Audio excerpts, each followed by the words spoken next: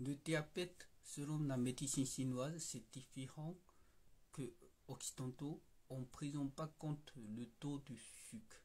Parce que si on textait le taux de sucre du doigt, hein, chaque doigt sont différents.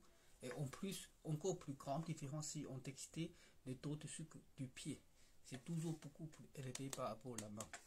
Donc, médecine chinoise, tradition, qu'on ait parlé, selon les diabètes, il y a 3 symptômes principaux. Premier symptôme, c'est que si on a toujours soif, on buvait beaucoup d'eau, mais on est toujours soif, c'est souvent le problème de poumon-là ne fonctionne plus. Donc, il suffit de prendre le fruit du pois, on mange pois. Dès qu'elle a soif, prenez pois pour manger à la place de l'eau. Bien sûr, il faut boire de l'eau, mais bon, à la place de l'eau, dès qu'il soif, prenez le pois. Deuxièmement, c'est que vous pouvez utiliser navet aussi, navet blanc ou radis noir, c'est très bien aussi. Et deuxième symptôme, on traitait, c'est que il a toujours besoin de sucre, il a toujours faim et toujours maigre.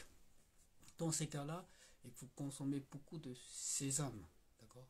Beaucoup de sésame.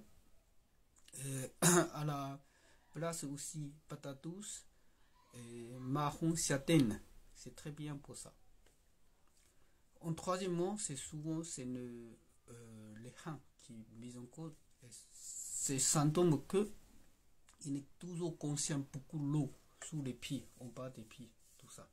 Toujours contient beaucoup de l'eau en bas des pieds. Et ça, il faut consommer beaucoup de igname, d'accord? Igname aussi, prenez un peu de curcuma bois noir pour aider une circulation de rétention de l'eau. Donc, chaque symptôme, on a différents traitements par la nourriture.